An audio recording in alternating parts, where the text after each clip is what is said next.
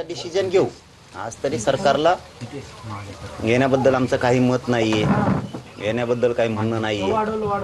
बघूयात ना काय म्हणणं आहे त्यांचं. उद्यापासूनचा वेगळा विषय ठरतो. बरं, विखे पाटलांनी प्रतिक्रिया दिली की मराठा आंदोलकांवरचे 95% गुन्हे मागे घेतलेले आहेत. 931 गुन्ह्यांपैकी फक्त केवळ आता 64 गुन्हे घेणे मागे असल्याचं बाकी आहे. ते मला माहित नाही 64 राहिलेत की काय. कारण पहिल्यांदा त्यांनी सांगितलं होतं की 1500 गुन्हे, त्यापैकी 834 गुन्हे मागे घेतलेत आणि बाकीचे घ्यायचे राहिलेत, असं त्यावेळेचा विषय होता. ज्या दिवशी आपण तारीख डिक्लेअर केली होती त्यावेळेचा विषय. मला वाटतं स्वतः ते मुख्यमंत्री देवेंद्र फडणवीस साहेबांनीच सांगितलं होतं त्यांच्या बाईटमध्ये.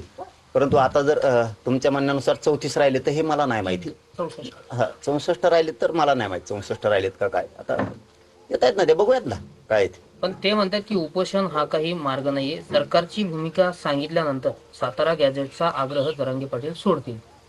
कशामुळं सरकारची भूमिका सांगितल्यानंतर म्हणजे सातारचा आग्रह कशामुळं, सातारा संस्थांचा कशामुळे सोडायचं? नाही, सरकारची भूमिका सांगितल्यानंतर तुम्ही गॅझेटचा आग्रह सोडताल असं विखे पाटील म्हणतात आज भेटीनंतर. आग्रह कशामुळे सोडेल मी? असं कसं होऊ शकतं? त्यांचं म्हणणं असं की मुख्यमंत्र्यांसोबत सकारात्मक चर्चा झालेली आहे आणि जरांगे पाटलाच्या भेटीनंतर ते उपोषणाचा जो त्यांनी हे केलेलं ते सोडतील असं. ऐकून घेणार, सन्मान पण देणार, सगळं करणार, पण मी थांबू शकत नाही. त्याचं कारण असं की माझ्यासाठी माझा समाज मोठा आहे. माझ्या समाजाच्या लेकरा बाळांचे आयुष्य उद्ध्वस्त व्हायला लागले. मला ते बघ नाही हो. उपोषण थांबू शकत नाही.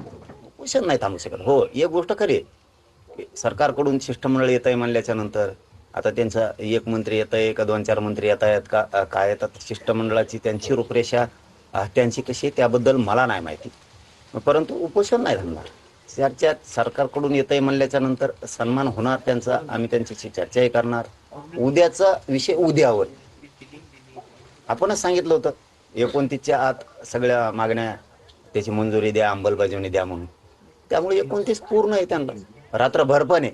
बरं पाटील, त्यांनी जर आश्वासन दिलं किंवा तुम्हाला जसं वाटेल त्यांनी जर आज आश्वासन दिलं, उद्याचं आंदोलन तुम्ही स्थगित करणार का जर त्यांच्या आश्वासनानंतर? आश्वासन नको बाबा. आश्वासनावर माझ्या समाजाच्या लेकराचं पोट भरणार आहे? माझा समाज उंचीवर जाणार आहे का आश्वासनानं? आश्वासनच त्यांनी दिलं आणि त्यांच्या शब्दाला सन्मान दिला ना आपण. मुंबईत त्यांनी सांगितलं की 1च महिन्याचा वेळ द्या बाकीच्या कामांसाठी. आज 29 मे, 29 ऑगस्ट ते 29 मे 10 महिने वेळ दिला. कोण देऊ शकतो इतका? पाटील काही आजच्या बैठकीवर उद्याचं चित्र अवलंबून असेल काय? आजची बैठक होणार आहे तुमच्यासोबत त्यांची. नाही, उपोषणाचं तर फायनलच आहे. मला सगळ्या विषयाच्या अंमलबजावणी पाहिजे. थांबायचे किती दिवस? 3 वर्ष थांबलोय, आता पण 10 महिने थांबलोय. हे साधा आकडा नाहीये. 10 महिन्याच्या काळात माझ्या समाजाचं किती नुकसान होत आहे हे नाही बघायचं का? तुम्हाला आलं की वेळ आणि मग 10 महिन्यात काय केलं मधल्या? आताही 15 दिवस होते. 16 मे पासून 30 मे पर्यंत तुमच्या हातात 16 दिवस होते. तुम्ही काय केलं? मी रीतीच्या बाहेर बोलत नाही, मी कायद्याच्या बाहेर बोलत नाही. सगळे संकेत पाळतोय, सगळ्या नियमात आहे. मी का माघार घ्यायची? माझ्या समाजाने मी मागं का हटायचं? काय हौस आहे का राव? उन्हात जाळून घेणं, सगळे हात पाय भाजून निघणार आहेत त्या उन्हातात. हे सोपं नाहीये. बोलताना सोपं वाटतं, ऐकताना सोपं वाटतं. ही अग्निपरीक्षा आहे. सरकार मराठ्यांची अग्निपरीक्षा घेत आहे.